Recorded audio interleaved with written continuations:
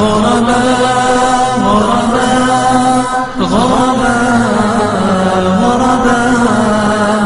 غرباء ولغير الله لا نحني الجباه غرباء وارتضيناها شعار للحياة غرباء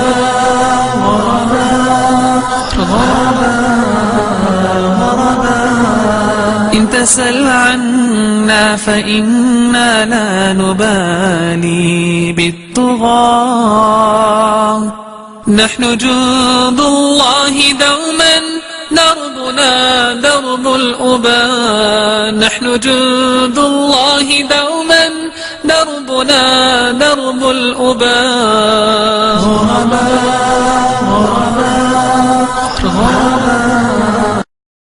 This project started towards the end of 2004 when I was still in New York, and the idea was to facilitate Arabic education for Muslims across the country. And the philosophy really I had was that one of the obligations and really responsibilities of Muslims is to be educated in their deen, and one of the biggest obstacles in us being properly educated in Islam is really the Arabic language, because the primary sources of the religion are in Arabic. At the same time as it's a responsibility collectively, I also believe that Muslims have a right, not just a responsibility, they have the right to a quality education that is accessible to every Muslim man, woman and child, and they should have a quality education at least in the Arabic language, which opens the doors to other areas of learning, be it Quran or Sunnah or any other area. So when I first started learning Arabic for myself, it was a very difficult journey, from one teacher to another to another to another, and I didn't have the luxury to be able to travel abroad or to spend a lot of money to go to a university to do a degree in Arabic, etc. I was very much hand to mouth as a student. So when I went through whatever journey I went through to get to a certain level in Arabic, I felt, well, if I really wanted to learn it this bad and I had to go jump through all of these hoops, I'm sure there are people that are far more passionate about learning this stuff than I am, and they don't have these opportunities. So something has to be there that creates this opportunity. So when I started this project in New York, alhamdulillah, we started at a masjid I used to live in Long Island in Bayshore, and the response was just incredible. And word of mouth spread and requests started coming, can you do the same program, like a short Arabic class for the Muslim community in New Jersey? Can you do one in Connecticut? Can you do one in Maryland? And just no advertising, no radio, no flyers, nothing. Barely a website at the time, and just word of mouth, it kind of started spreading to the point where it got out of control. So alhamdulillah, it's been, that's where we started, and now alhamdulillah I have just a fantastic team of colleagues that are just increasing by the day, and I'm constantly looking for new talent as well. Myself and my colleagues included, we must have visited over at least 180 masajid all over the country. Alhamdulillah, all over the US. Can I plead the fifth on that one? But I'll say Irving, right? I'll say Irving, okay. Irving is absolutely one of my favorites though, alhamdulillah. I came here in 2007 and taught. Some of you might remember. I came here and taught in 2007, and I came with my brother-in-law. We're both from New York, and when we came here, I'm teaching the class upstairs. We had about 85, 90 students, and there was a volleyball tournament going on between the Irving brothers and the brothers from, I think, ISAT, or Central Masjid or something, and the guys at Irving were getting clobbered. They were getting destroyed. But well, I didn't know. I was just enjoying the fact that there were bleachers back there and people watching the game. And my brother-in-law and I, we're from New York. We don't really see that kind of activity. So we're like, is this Eid? Did we miss what's the party about?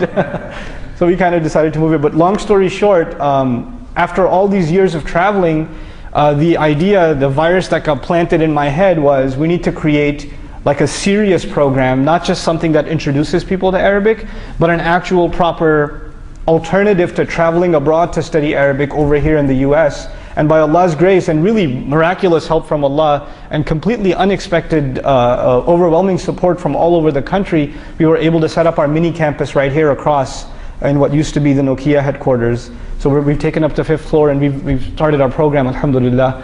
And so far so good, inshallah ta'ala. That's good. So I've heard actually news about next year planning,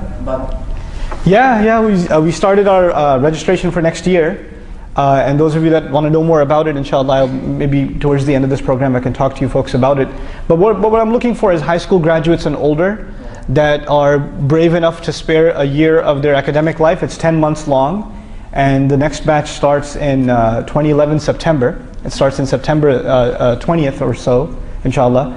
And already, I mean, it's been a couple of weeks since we opened up registrations, and I don't have any Dallas applicants yet, but we have several applicants from outside the Dallas area already. Alhamdulillah. So I'm hoping we see some more local participation this year, inshallah. So let's get down to the gritty and what role does a Muslim teen play in today's high school and college, and also even to the point of the last question of being a young professional? Okay, so one thing at a time, right? One thing at a time. Okay. The thing is that, when we're talking about a teen growing up in high school, the pressures and all the different, peer pressure that they get and the different levels of expectation that the parents have at home, how can you show them, give the perspective of... I have kind of a weird perspective on this. To just be totally frank with everyone here, I feel less in a position to tell you how you should be in high school because I was pretty messed up in high school myself. But but I can tell you of some things that I've seen work. And I want to start with a recognition that there are two ways you can look at Islam. There's really two main ways you can look at this deen in your life. And one of those ways is, well, what's the bare minimum that this religion wants from me? And after that, it can leave me alone and I can do what I want. In other words, just tell me what I cannot do, the absolutely bad stuff that's going to land me straight to hell. Tell me that stuff. I won't do that stuff. And everything else, I'll just do what I want to do. That's how I want to live my life. I want to be free from the shackles of religion, basically. Okay? And this is actually the way most young people look at any religion.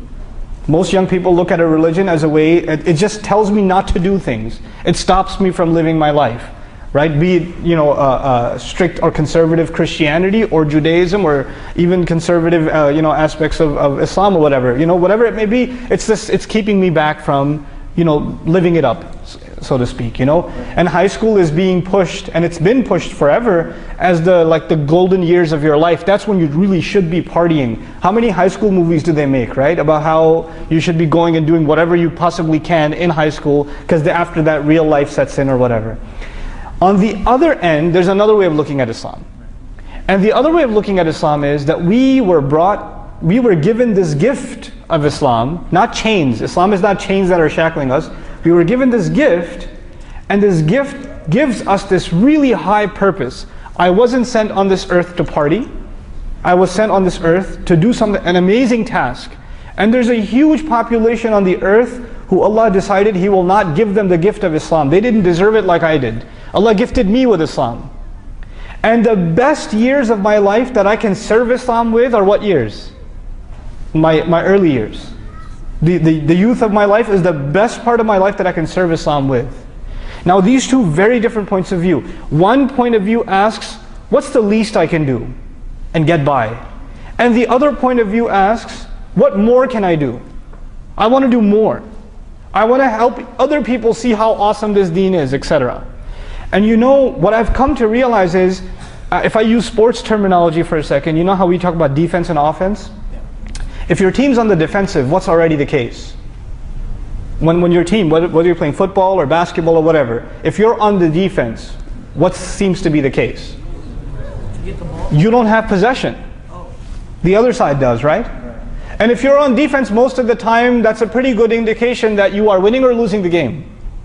You're losing. Because you're constantly on the defensive. That's how you are usually in basketball, aren't you? Right, I'm on defense, yeah. So that's why this happened. So, but anyway, this idea of holding back and saying we just have to at least defend a few of the things that Islam wants us to, and the rest of it, we can let go. What you're asking for is eventual failure. You're gonna start making the list of things, the no-nos. You're gonna make that list shorter and shorter and shorter until there's nothing left. On the other hand, the winning attitude is really offensive. What more can I do? And I want to give you, I've given this example in a khutbah here before. I want to share that example with you. I'll keep my friend's name anonymous. But he went to high school, and before he went to high school, he was in a Hifz program. So So you memorize Quran, and when you memorize Quran, of course you're sitting in the masjid with other kids that are memorizing Quran. You're with the Hafizah most of the time. Then you go home and you review Quran, and you're just surrounded by this really pure gathering all the time. And then he's done. Now he's going to high school. He tells his parents, "I want to go to public school," right? And his parents say, "You want to go to public school? You're a Hafiz. You can't go to that terrible environment. You're going to get all messed up." And you know what he says? He says, "Well, I just learned Allah's book. And the people who need to hear about Allah's book the most are the people in high school. They have to know what this is. I feel responsible. Why should I hide what I have? I feel a responsibility to share. I feel bad for those people," right? So they put him in public high school. By the time he graduated high school, 16 kids had taken Shahada. 16 kids had taken Shahada. Now, what I'm talking about here is an attitude not of defense, but of what? Of offense. You see yourself as having something superior. So when I'm talking, especially young people nowadays, I feel like I'm putting you guys on the spot. I don't know for sure, but I guess I'm going to stereotype. A lot of you, you're not proud of Islam. You're not proud of it. Like this is it, man. Everything else, I feel sorry for these people. Instead, what's happening to our girls, our daughters, is when they see some girl dressed a certain way, they say, "Oh, I wish I could dress like that. Too bad it's haram." Right? We see other kids, boys, they're doing all kinds of things, and we say, "Oh, yeah, my parents wouldn't let me do that. It's apparently not allowed," or something, But the right attitude would be, I feel bad for that girl. Look at how she has to dress herself, how she has to put herself on display. She's looking for attention like that, while Allah has already given me attention by my Islam. All the dignity I need, all the recognition I need, Allah has already given me. Why do people do the kinds of ignorant things they do? You know what they're looking for? Is attention and respect. If you really have Islam, you're not looking for it anywhere else. You already got it. And when you find other people pathetically searching for it in other things, you can actually look down on them and say, "I feel bad for you. Let me show you something better you can aspire to," So that's the kind of attitude that's really important, at least in high school life.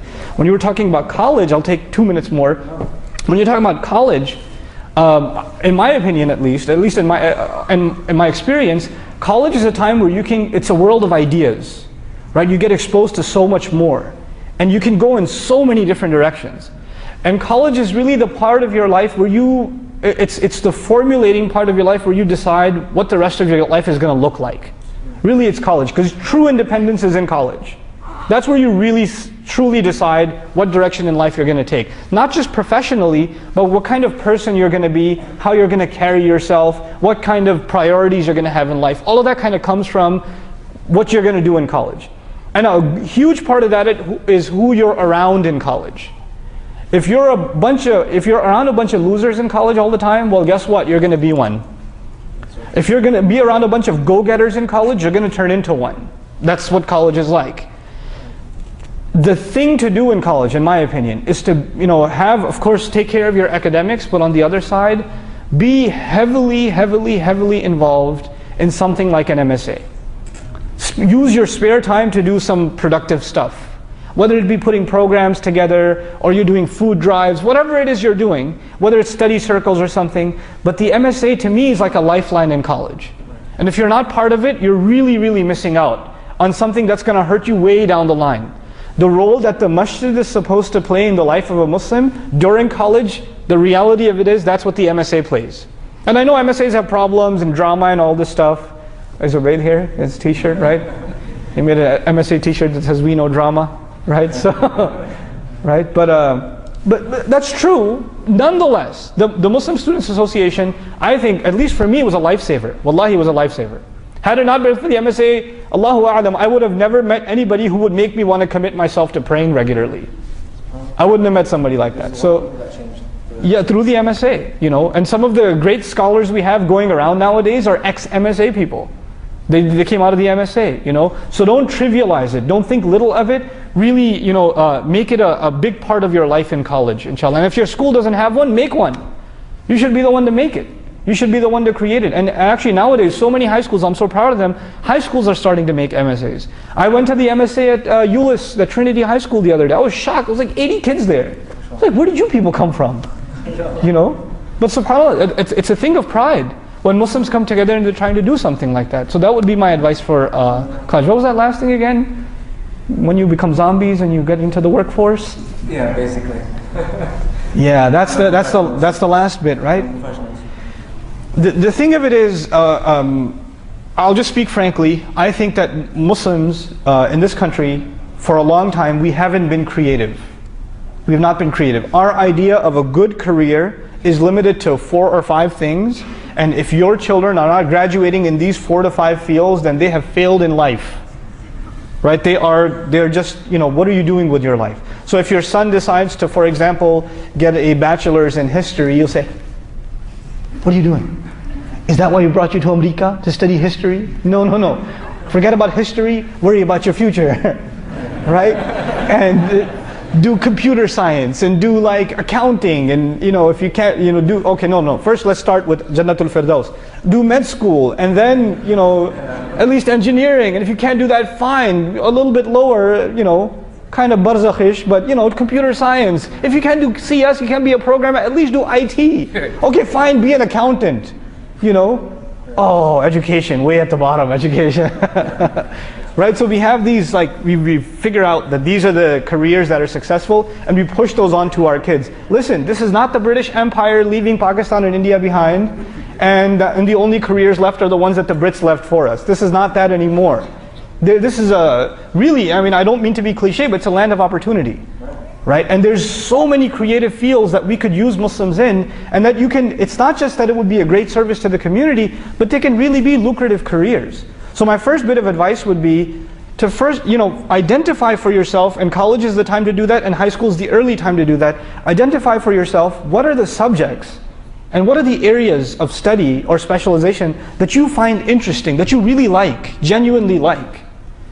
And then in college, find out, like, speak to professionals in that field, speak to counselors, advisors, and find out what kind of career paths are available in that field that you personally really, really like.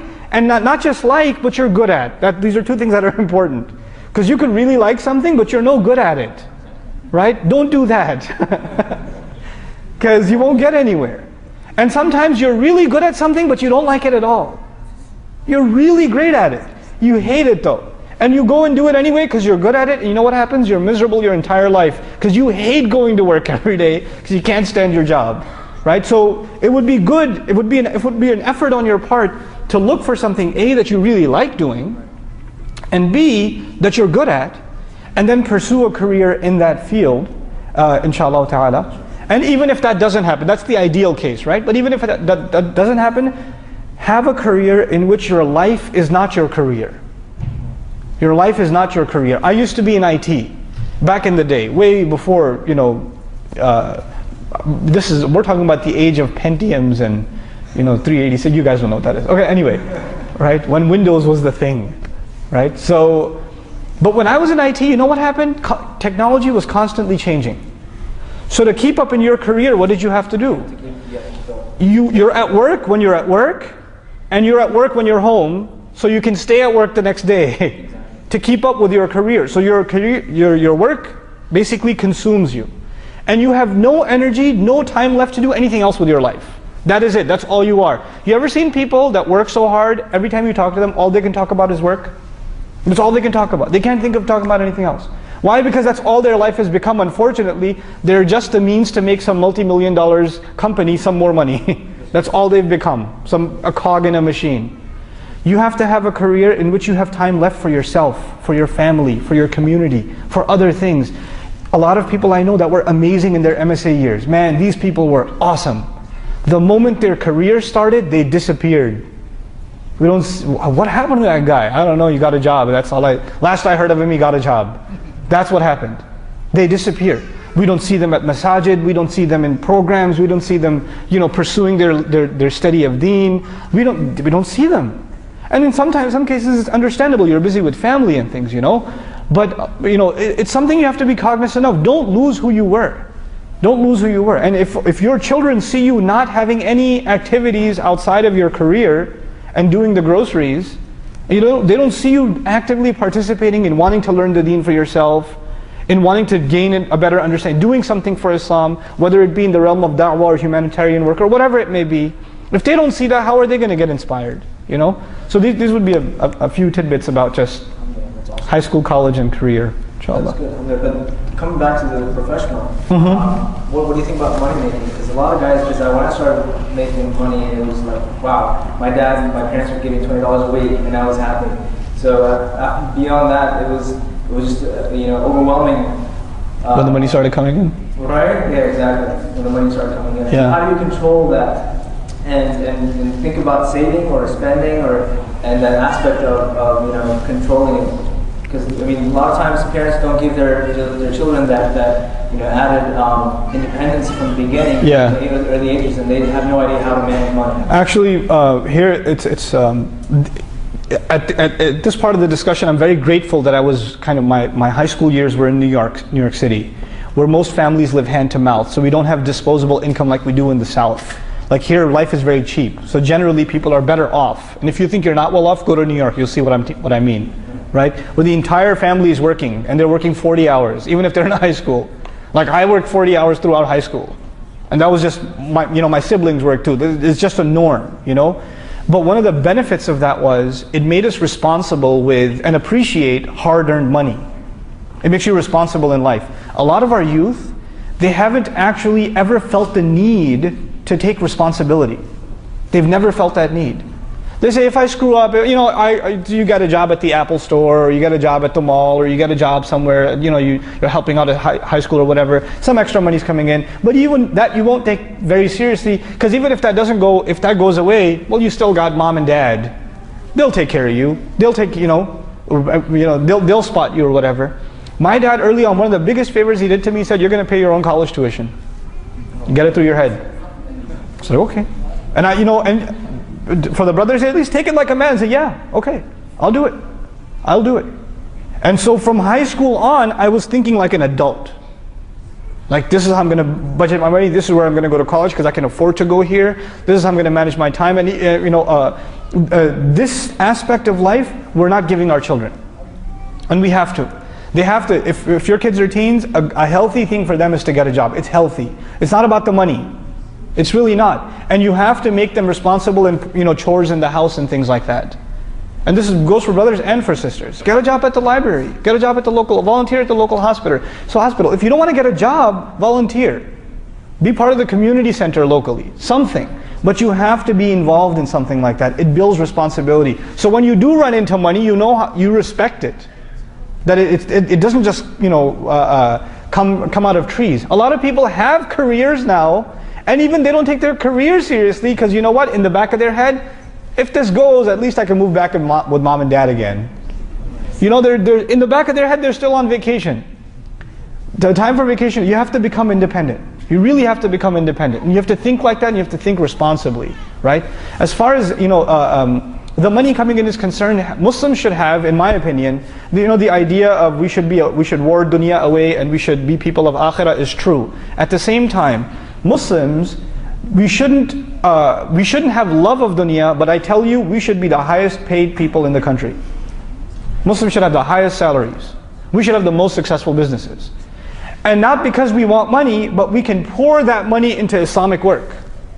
We can build infrastructure for future generations. We can't do that if we have nothing to work with. You follow what I'm saying? And the real strength of our times, the real power in our times is economic power. That's what real power is. You can have military power, or you can have economic power, and let me tell you, most of the time economic forces even drive military forces. Right? Economics is the currency of power now. Right? So we have to be empowered like that. But we have to maintain the balance that even if we are making loads of money, that our goal in life is not the money.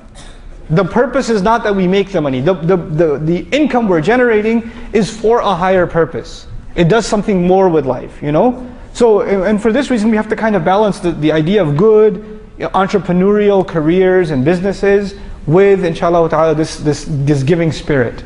Bi'idhnillah. Right, well, it's for coming, and it's been a pleasure.